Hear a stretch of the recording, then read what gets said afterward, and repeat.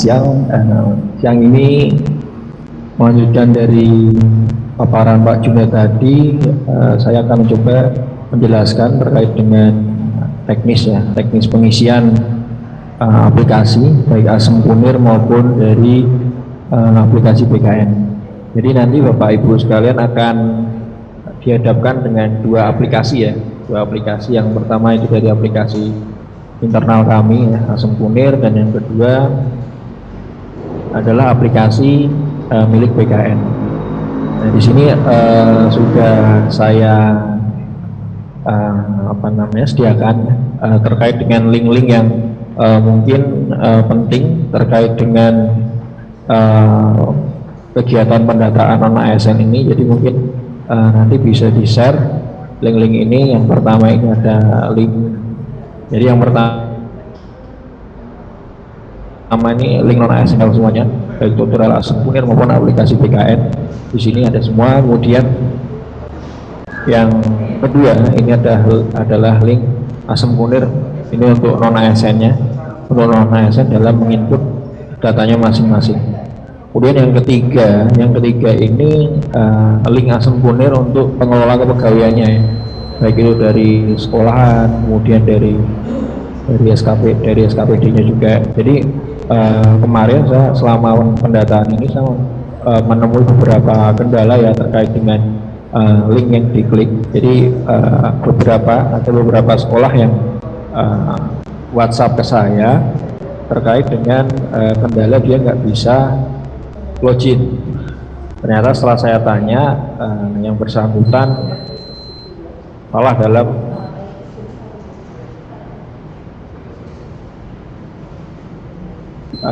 komite untuk pengelola kepegawaian ya. Jadi di sini saya ingatkan kembali khusus untuk pengelola kepegawaian baik dari sekolahan maupun dari dinas induk ya, dinas induk, untuk link yang digunakan oleh pengelola pakai link yang ini ya, Asem Kunir /dashboard, bukan yang Asem Kunir saja, ini khusus non-ASN. Kemudian yang terakhir ini ada link aplikasi BKN ya. Jadi nanti Bapak Ibu dan teman-teman sekalian dapat mengakses halaman ini. Sebenarnya sudah bisa diakses ya, cuma mungkin dari kebijakan dari kita sendiri terkait dengan pengisian link ini akan dimulai sekitar setelah tanggal 12, setelah tanggal 12 September 2022. Jadi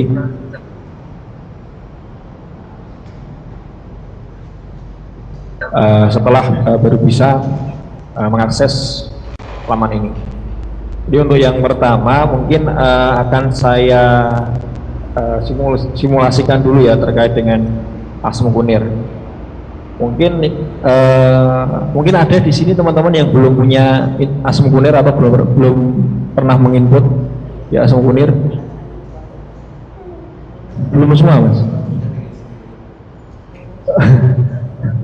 Mungkin bisa dibantu satu orang kesini nanti sekalian simulasi, sekalian praktek, satu orang mungkin bisa dibantu. Ya mungkin dari kepegawaian juga nggak apa-apa. Silakan Mas, mungkin saya ya.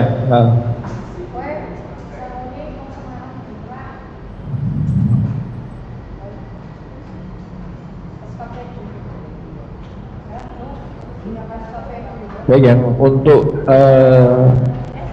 peserta Zoom daring mungkin bisa diperhatikan juga terkait dengan non-ASN yang belum menginput data lewat Asem Kunir, mungkin bisa diperhatikan.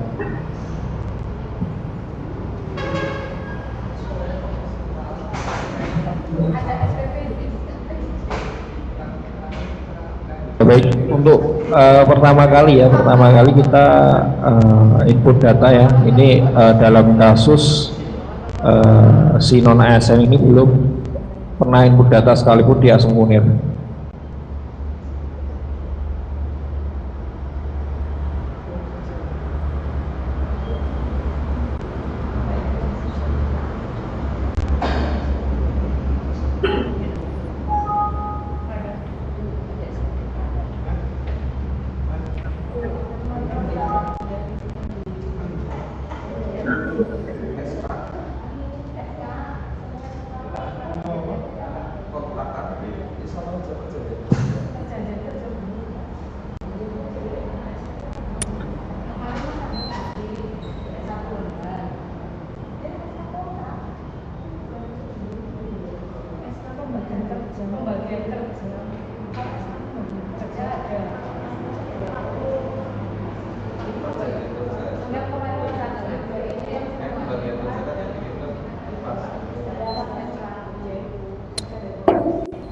Baik, di sini sudah kita lihat ya. Jadi pertama kali nanti Bapak Ibu mengklik tadi ya, link yang saya bagikan tadi, nanti akan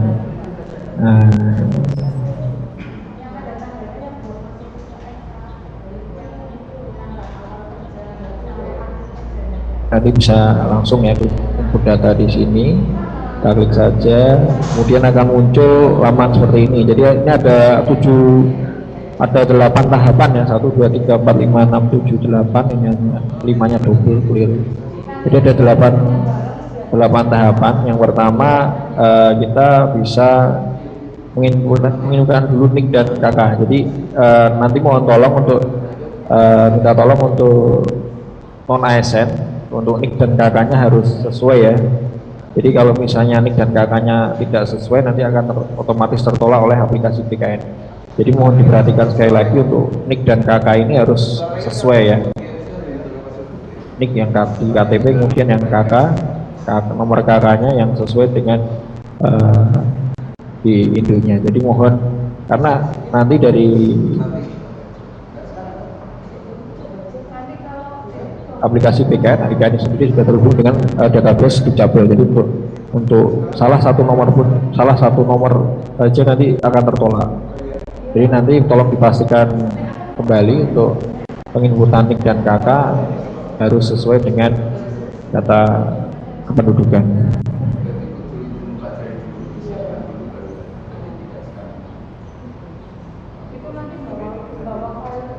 Baik, jadi mungkin saya praktikkan random saja.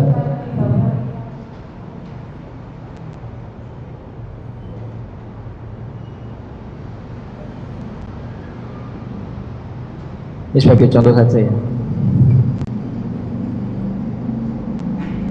Oke, setelah nanti Bapak Ibu masukkan NIK dan nomor KK, bisa klik berikutnya. Oke. Lokasi kerja ya, ya. Jadi untuk lokasi kerja nanti yang dimasukkan NIK teman satu subjeknya ya. Jangan nanti NIK, karena kebanyakan kasus ini yang saya temui adalah teman-teman memasukkan NIK kasubag kumbaknya. Jadi nanti data yang terekam yang bersangkutan akhirnya masuk di sekretariat. Jadi nanti mohon untuk NIP-nya saya ingatkan sekali lagi bisa diisi teman satu subjeknya.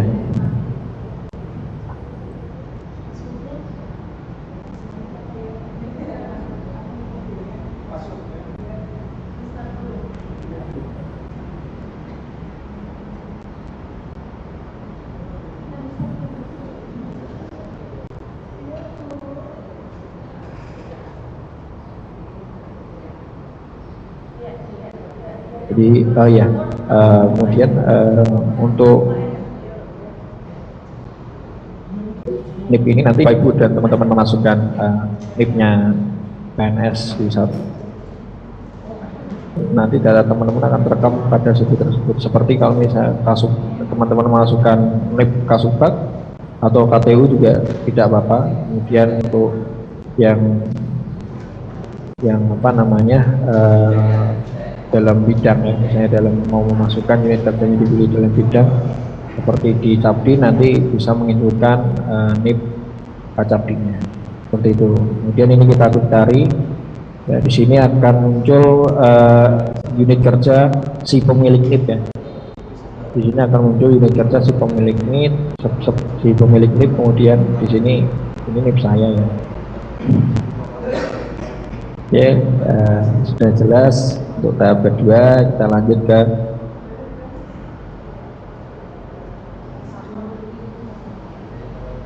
tahap ketiga. Untuk nama nanti tanpa gelar yang diisi ya. Yang diisi nanti tanpa gelar namanya. Tolong dipastikan juga karena nanti nanti untuk pengisian ini dipastikan kebenarannya agar sesuai dengan KTP, karena data ini nanti akan saya import ke aplikasi BKN. Jadi data di dalam Asing Kunir ini adalah data base pertama untuk saya melangkah ke pengimportan ke aplikasi BKN. Jadi mohon dipastikan kebenarannya, dipastikan bahwa sesuai dengan dokumen kependudukan masing-masing.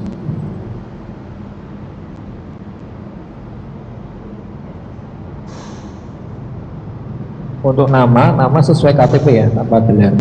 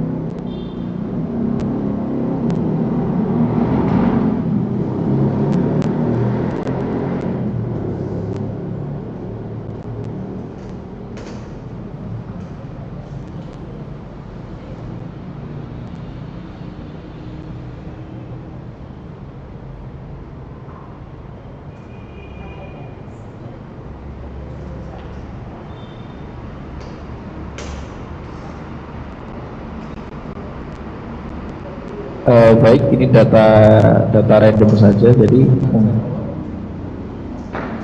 baik yang di luring maupun daring bisa mengikuti ya, karena data ini akan sangat penting sekali.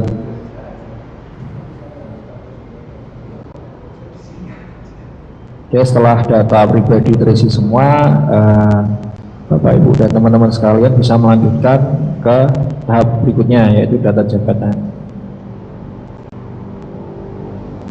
Untuk jabatan terakhir ya, jabatan terakhir misalnya nanti tidak ada di list ini atau yang sesuai Permen 441, nanti mohon disesuaikan saja dengan yang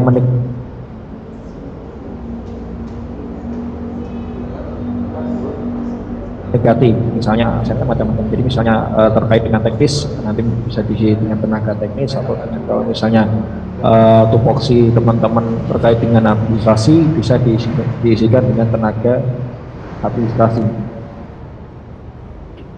Di sini saya isikan tenaga administrasi. Jadi kalau misalnya nanti ada nomenklatur jabatan yang berbeda atau yang tidak ada dalam list kolom ini, nanti tolong bisa disesuaikan dengan yang mirip atau yang tupoksinya mendekati.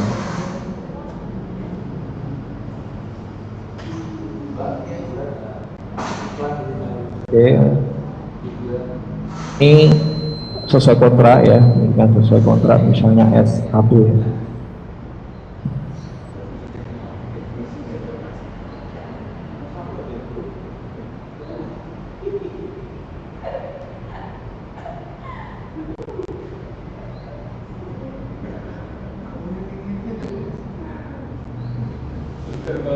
Oke, setelah data terisi semua, sama kita lanjut klik berikutnya ya, masuk ke tahapan nomor 5. Nah, ini kalau misalnya untuk tenaga X-K2 bisa mengisikan di sini. Cuma kalau misalnya teman-teman bukan dari tenaga honorer X-K2, mungkin bisa dikosongkan saja, tidak apa-apa. Kemudian untuk pendanaan tadi mungkin sudah ada ya sekilas di paparannya Pak Junet, tampilan seperti ini. Tapi di sini kita akan bahas lebih detail lagi. Untuk besaran honorario per bulan nanti disesuaikan ya dengan bukti bayar ya tahun terakhir, pokoknya sesuai. Misalnya di sini saya tulis 3 juta.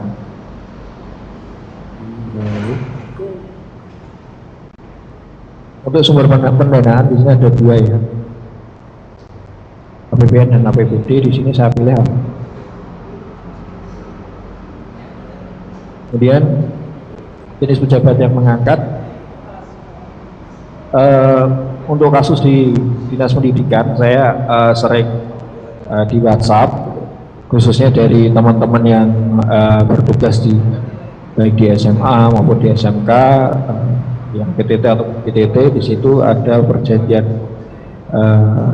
kerja atau kontrak ya. Di situ ditandatangani oleh kepala sekolah, tapi dari kepala sekolah. Kemudian ada juga dari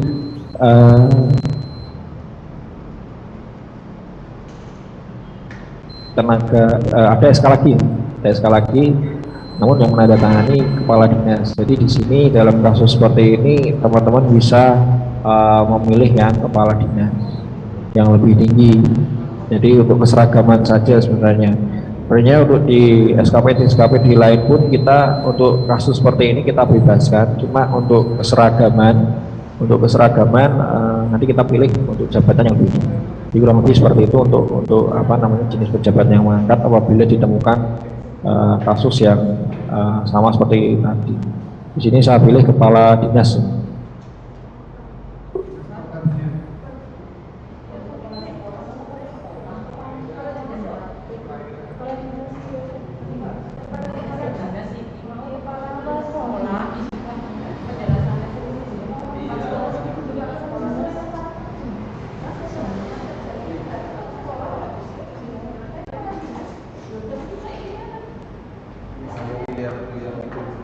Kemudian pejabat yang di sini ada kolom jabatan yang mengangkat, nanti ditulis saja jabatan dan SKPD-nya. Di sini sudah ada contohnya yang kepala dinas pendidikan.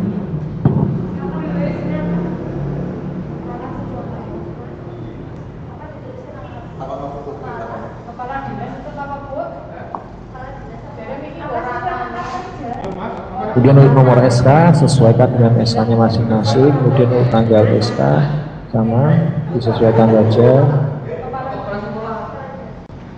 Jadi untuk yang SK ya, untuk tanggal SK sendiri nanti mohon diperhatikan kembali, dipilih yang 2021. Jadi nanti teman-teman baik teman-teman SKP, teman-teman dari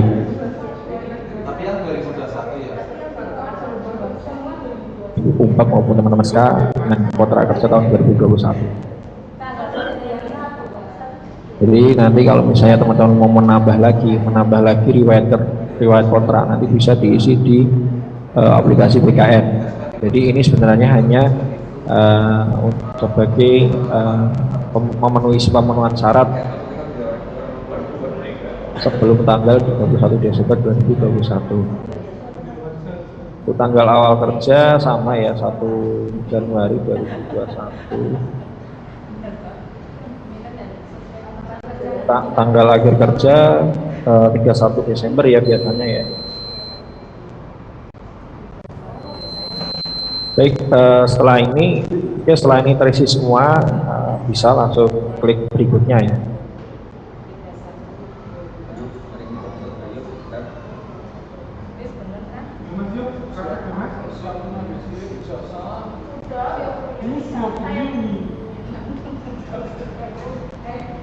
Kemudian yang tahap ketujuh ini teman-teman diminta untuk memasukkan password untuk akun asam unernya.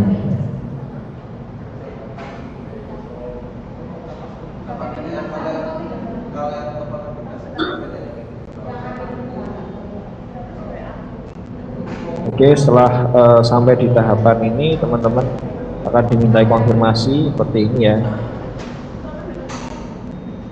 Harus diklik, dicetak dulu baru bisa simpan pendaftaran. Oke, kita harus simpan.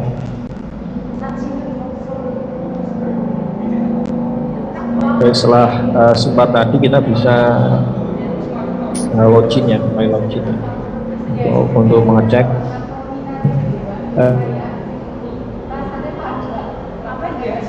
hasil ikutan tadi. Ini tadi saya memasukkan dengan data atau nick yang random tadi saya ketik. Oh iya, untuk username nick ya, untuk nanti username-nya nick, kemudian untuk password tadi sesuai dengan yang diisikan. Ya ini tadi data yang saya input ya dari langsung Kunir tadi, keluar resume seperti ini ya.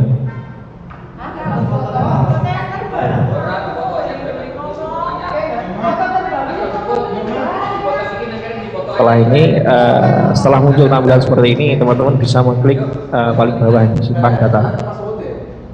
Simpan data.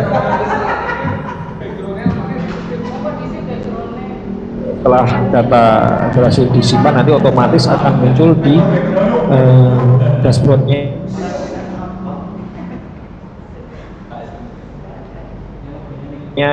Kasubag bisa mengklik link yang ini ya, dashboard ini.